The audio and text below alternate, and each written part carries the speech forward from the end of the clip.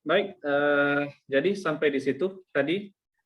Sekali lagi, gaya magnet ternyata tidak melakukan usaha. Berbeda dengan gaya elektrostatis. Gaya elektrostatis ya ada, hari itu kita lihat berapa usaha yang diperlukan untuk memindahkan muatan dari suatu tempat ke tempat lain. Hari itu sudah kita lihat usahanya ya. Nah, sementara ternyata untuk magnetik usahanya tidak ada, sama dengan nol. Nah, jadi di sini sekali lagi tadi alasannya karena F dan V itu adalah saling tegak lurus. Sekarang saya akan lanjutkan ke materi selanjutnya, yaitu arus. Ya. Arus atau current. Nah, arus atau current. Jadi, sekali lagi, arus itu didefinisikan sebagai besarnya muatan yang mengalir dibagi dengan selang waktu dia mengalir ya. I sama dengan Q per dt, atau ini juga dibahasakan sebagai lajunya aliran muatan. Itulah arusnya.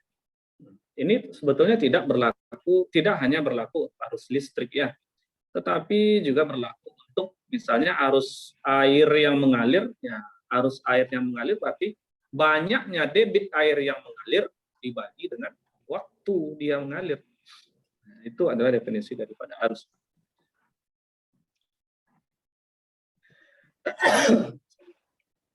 Nah, di mana arus ini diberi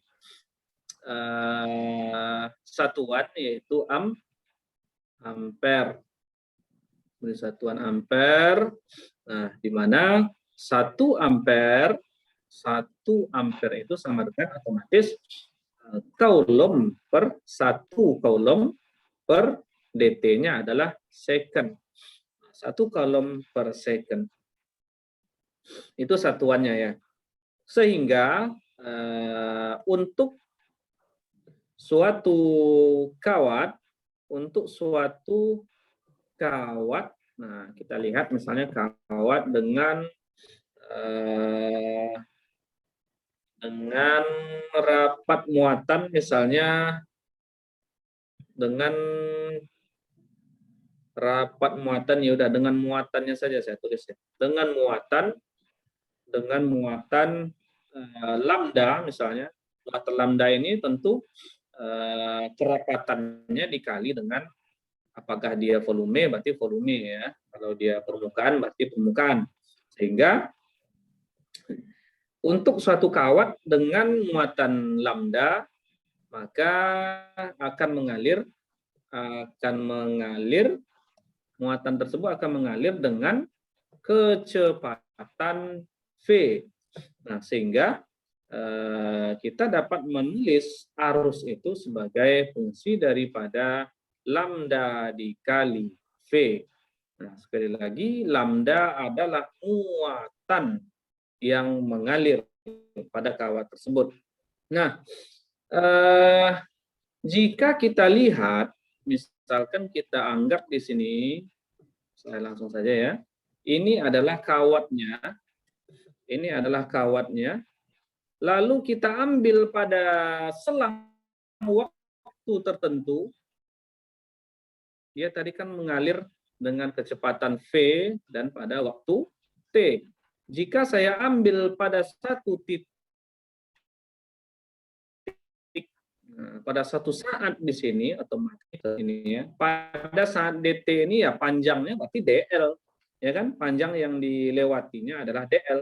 Nah, sehingga pada dt ini kalau ditanya berapa muatan yang dibawa pada yang mengalir pada elemen dt ini, otomatis muatannya adalah di sini otomatis muatannya adalah muatan yang mengalir pada saat dt. Nah, pada saat dt otomatis ini diberikan oleh lambda v dt. Kenapa? Karena di sini kecepatannya itu adalah sebagai fungsi dt, v dt.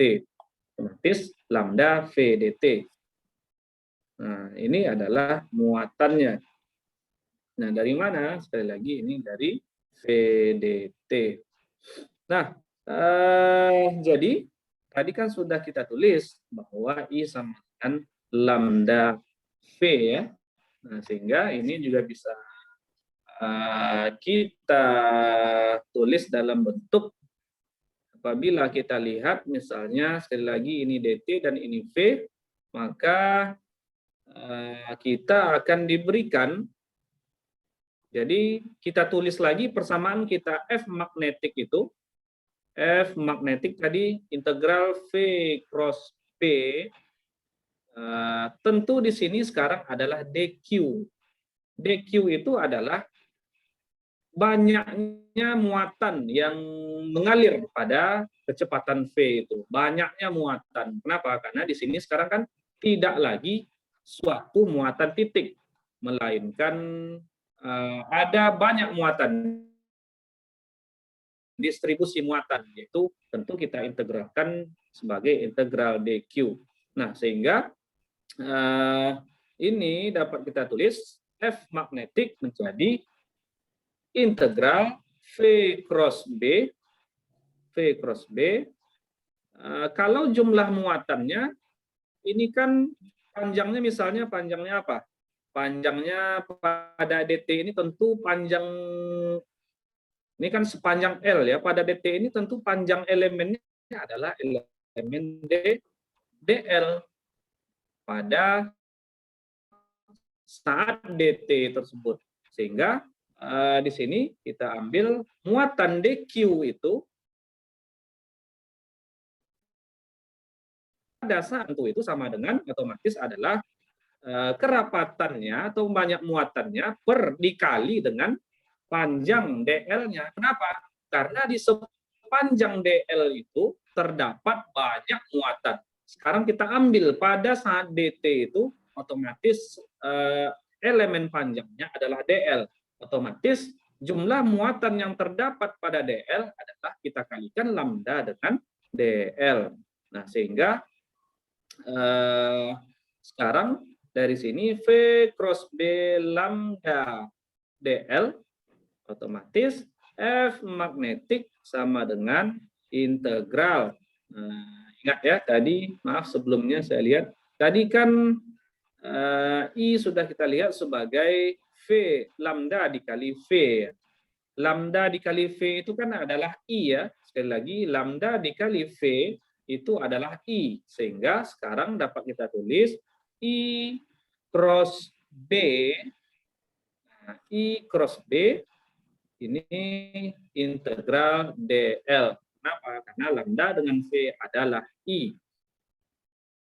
Nah, apa yang menarik? Yang menarik adalah di sini I arus, kita ingat dari teorema perkalian cross product, teorema cross product itu kan harus vektor dicrosskan dengan vektor dan hasilnya harus juga vektor. Kan itu cross product ya.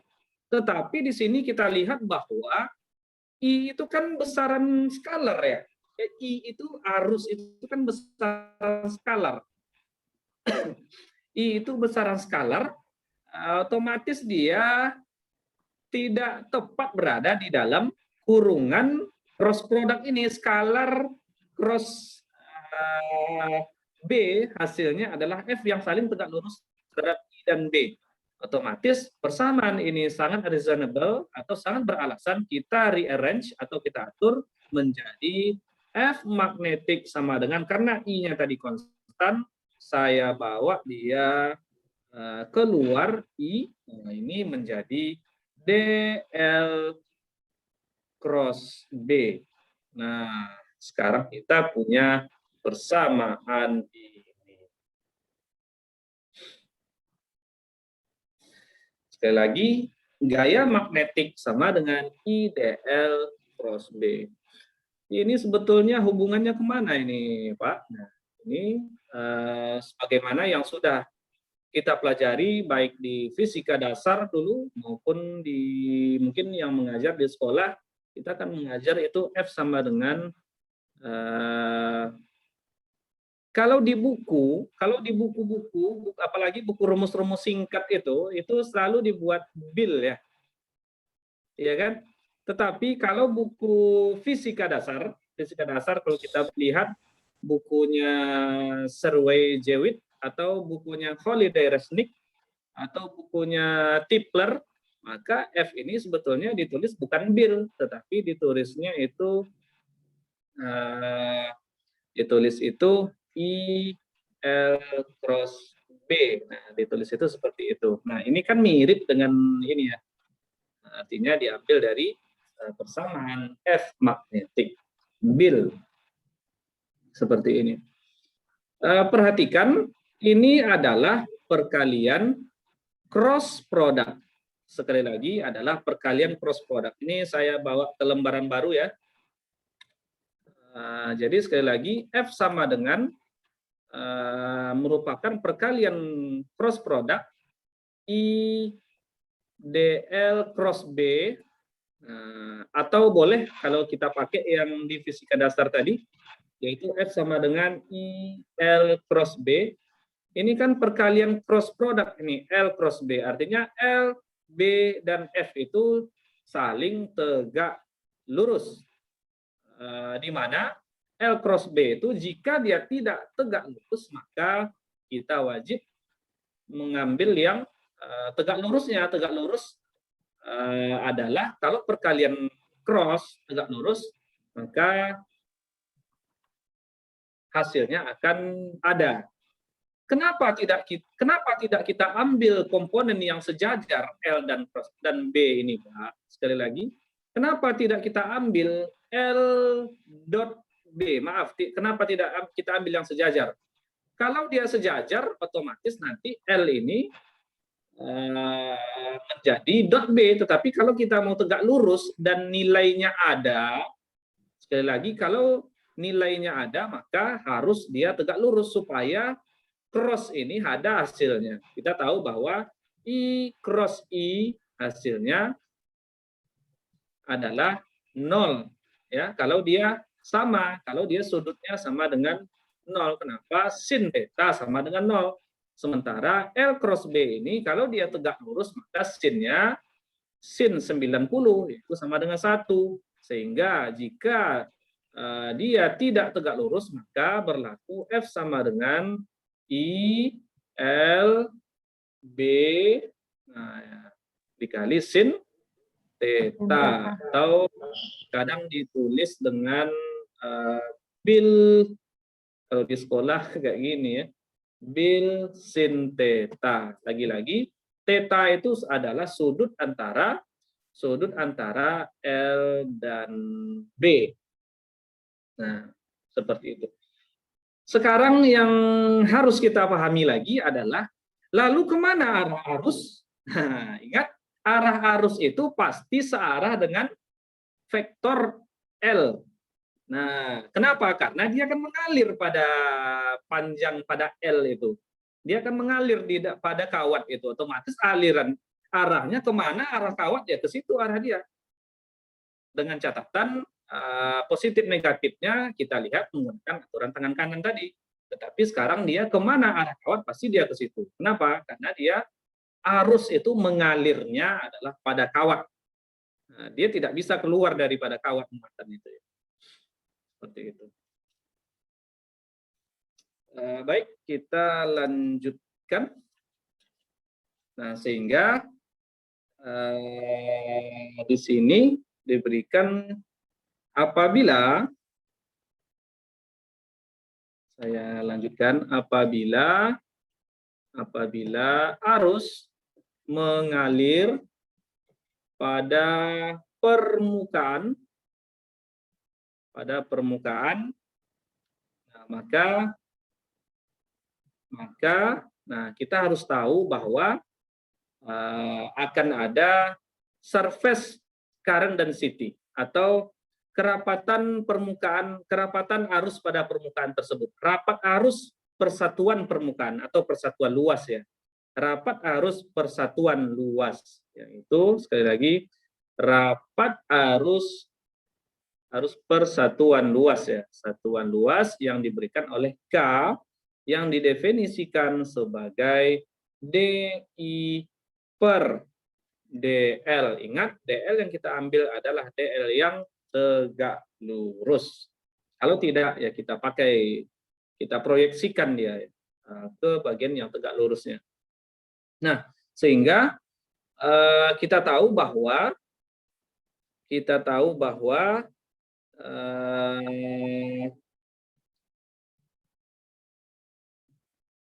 K ini juga akan sebanding dengan K itu tadi rapat arus persatuan luas, sehingga K ini juga akan sebanding dengan rapat arus persatuan luas, kerapatan arusnya. Ini sebanding dengan rapat muatan yang mengalir. Rapat muatan yang mengalir. Sigma ini adalah rapat muatannya. Rapat muatan yang mengalir dengan kecepatan V. K sama dengan sigma V, di mana sigma sama dengan rapat muatan. Rapat muatan, sehingga sekarang kita dapat menulis F magnetik untuk satuan luas itu sama dengan integral dari V cross B dikali dengan sigma dA. Nah, yang ini nilainya sama dengan integral K cross B dA. Nah, jadi sigma dA itu lagi-lagi hasilnya adalah permukaan. Jadi ini sebetulnya mirip dengan persamaan kita tadi. Apabila kita lihat persamaan kita yang untuk satuan panjang tadi, oke, ini misalnya F sama dengan I dl cross B, ini sebetulnya mirip dengan persamaan kita ini. K B dot dA, K cross B dot dA. Nah, atau V cross B sigma dA. Jadi apabila persamaan ini ingin kita selesaikan, maka hasil dari sigma dA ini adalah sigma dikali luasan daripada permukaannya. Misalkan ada sebuah bola yang mengandung muatan, maka dA ini adalah luasan permukaan, luas permukaan bola. Misalnya. Jadi ini untuk satuan luas, sekali lagi ada rapat arus persatuan luas yang kita beri simbol vektor K. Ingat, K ini adalah vektor. Nah, jadi tentu bagaimana jika arus itu kita pandang mengalir dalam suatu penghantar yang berbentuk 3 dimensi. Sekarang itu yang akan kita lihat. Bagaimana jika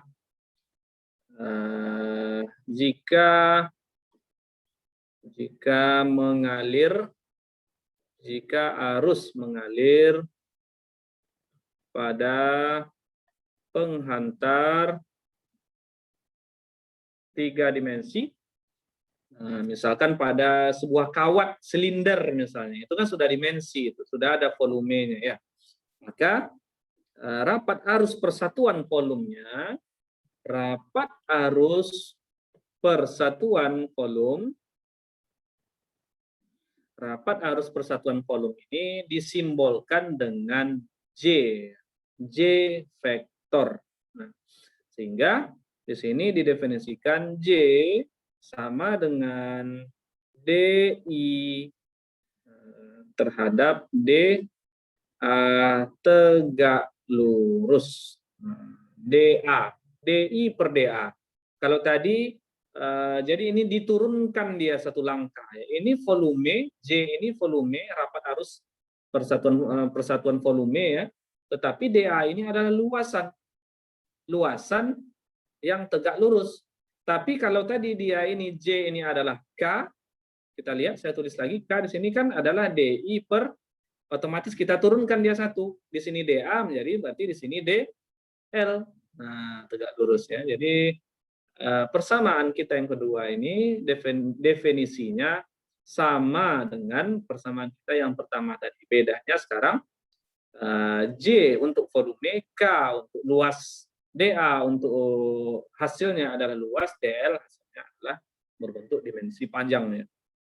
Nah, sehingga di sini kita ingat bahwa dengan rapat muatan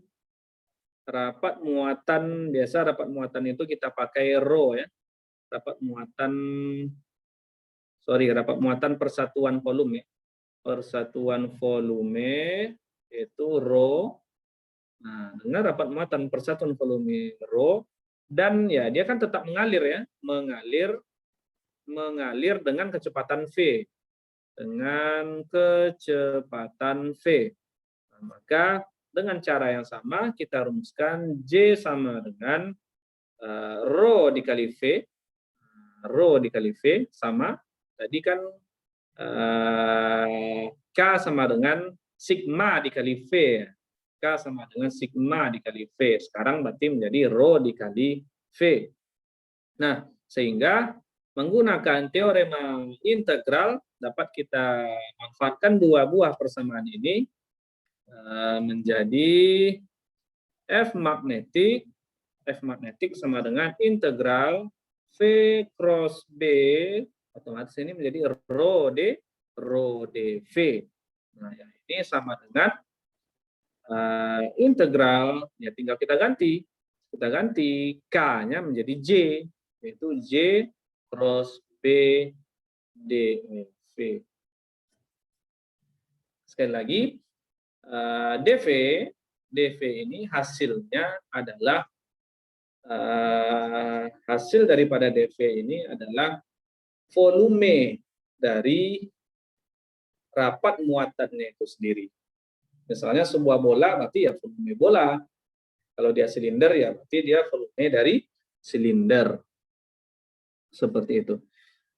Baik, sekarang mungkin tadi sudah ada contoh soalnya satu. Saya buat contoh soal satu lagi lah biar agak mudah. Ini kita lihat contoh soal. Saya ambil yang dari buku ini saja kita pahami. Misalkan ada sebuah silinder.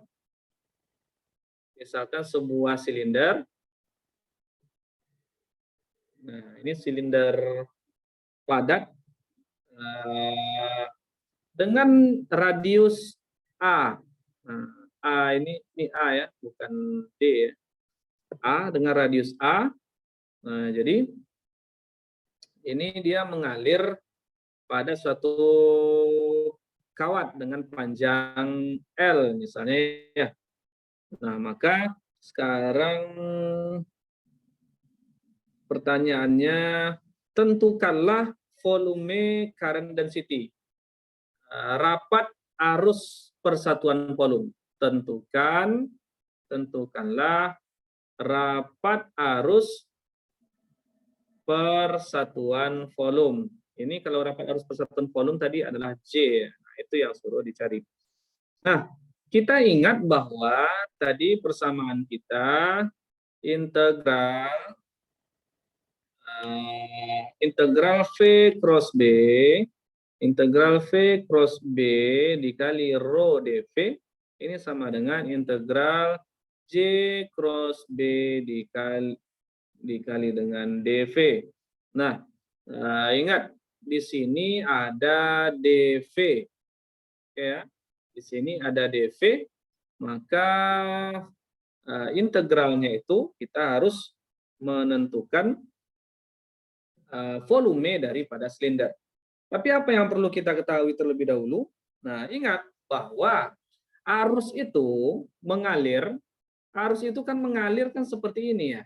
Nah, tegak lurus terhadap permukaan A ini. A ini sekarang adalah permukaan apa ya? Maksud saya cross section ya. Cross section itu adalah saya potong silinder ini.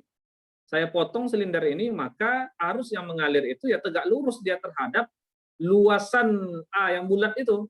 Bisa dipahami ya maksud saya ya.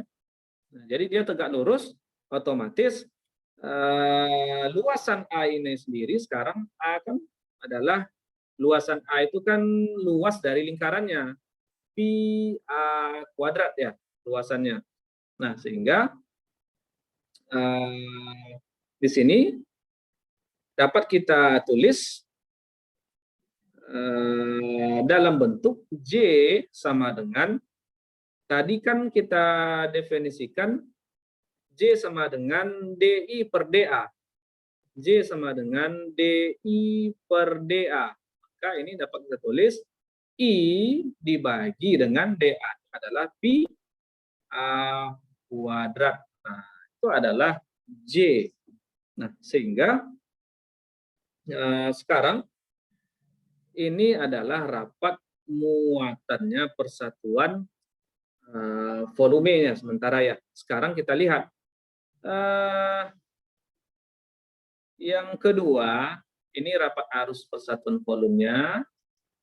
Sekarang kita lihat,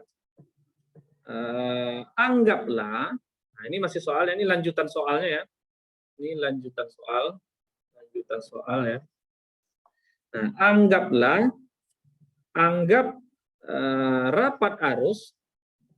rapat arus persatuan volume sebanding dengan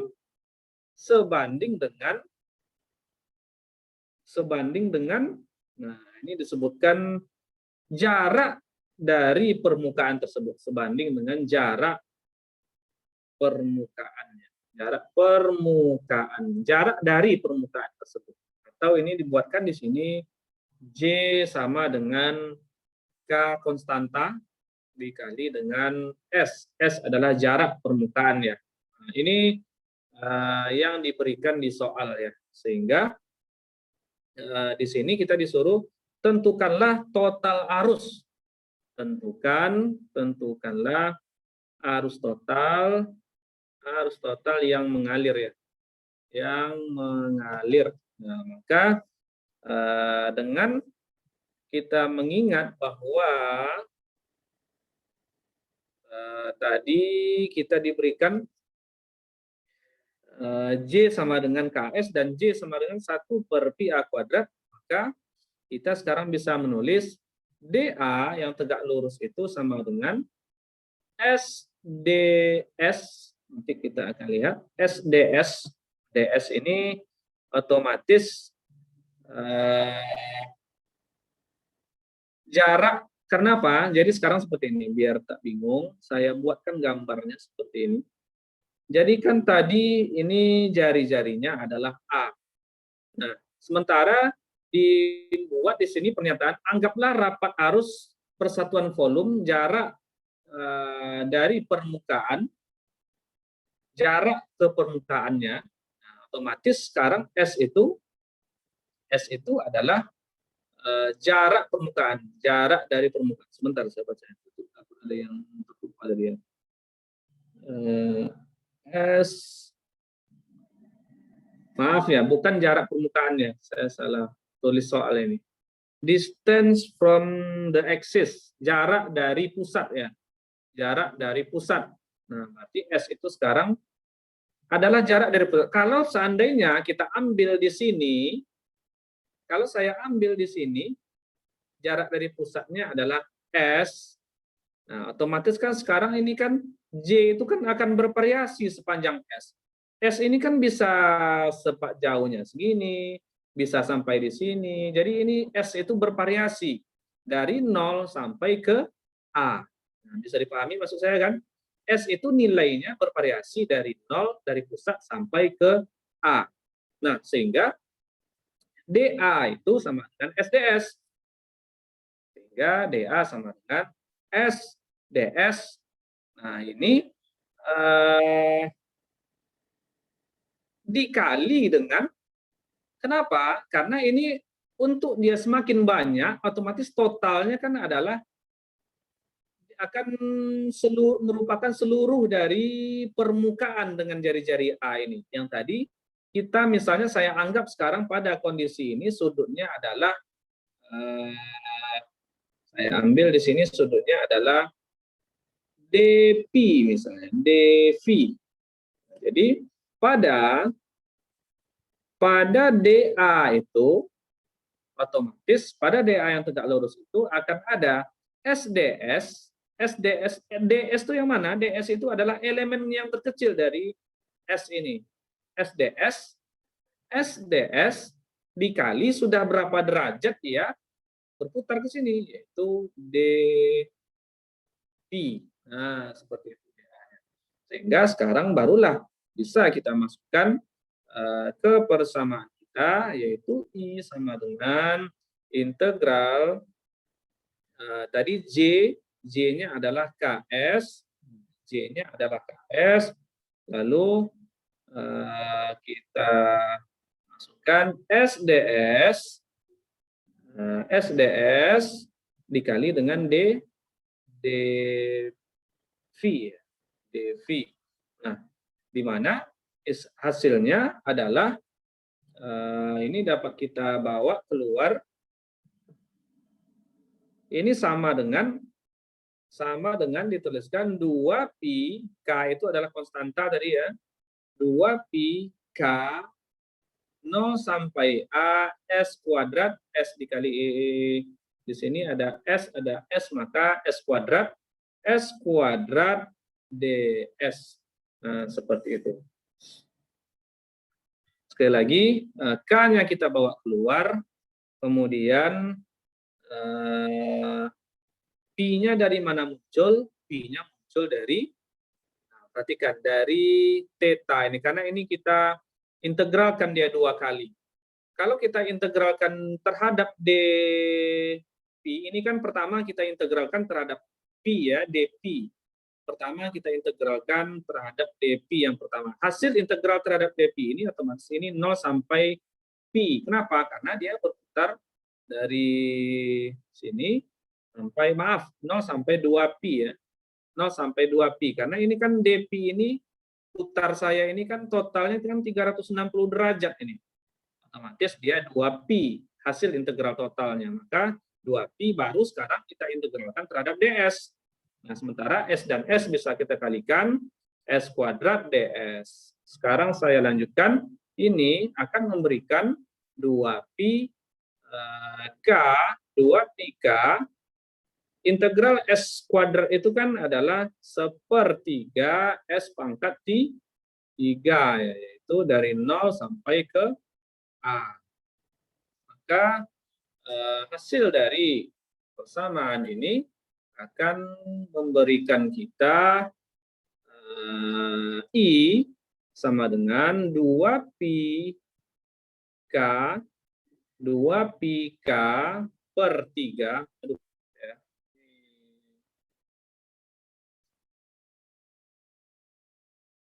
Sekali lagi, saya tulis 2pi per 3 K.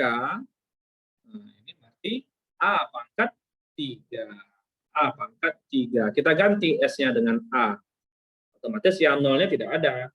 Karena 2pi per 3 KA pangkat 3 dikurang 0. Otomatis tertinggal 2pi KA pangkat 3 per 3. Seperti itu.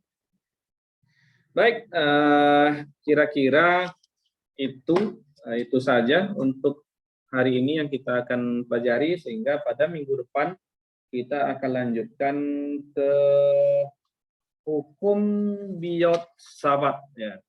Jadi kalau kemarin kita electric field atau gaya elektrostatik, kita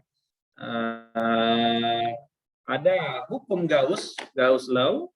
Sementara untuk mempelajari magnetostatis kita ada hukum Biot-Savart. Ini saya stop share. Silakan kalau ada pertanyaan, silakan sejauh ini. Silakan kalau ada pertanyaan.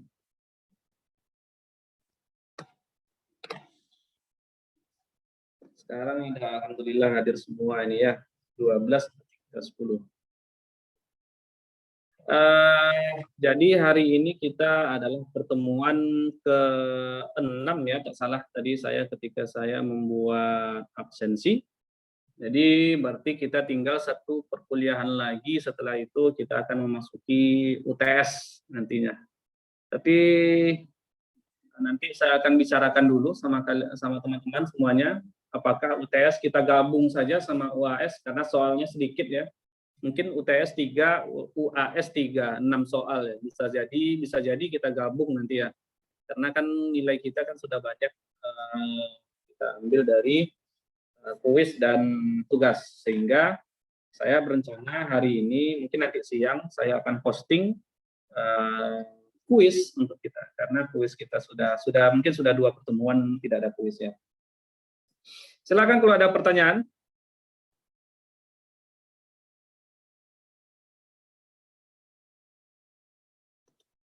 Ini karena puasa, mungkin karena puasa banyak lemas ya. Jam tidur ini ya. Iya Pak, udah mulai siang ini. Sama, kalau umur kita ini, tapi saya tidak tahu teman-temannya. Kalau saya yang berumur 30-an ini, kalau habis sahur itu, habis makan subuh-subuh itu, lalu dibawa tidur habis sholat subuhnya, maka enggak tahu itu kayak mana rasanya. Jadi otomatis wajib tidak tidur. Kalau saya bawa naik sepeda pagi-pagi ya. Tapi ya resikonya ngantuk. Ini untuk ngajar, kalau enggak ngajar udah ngantuk.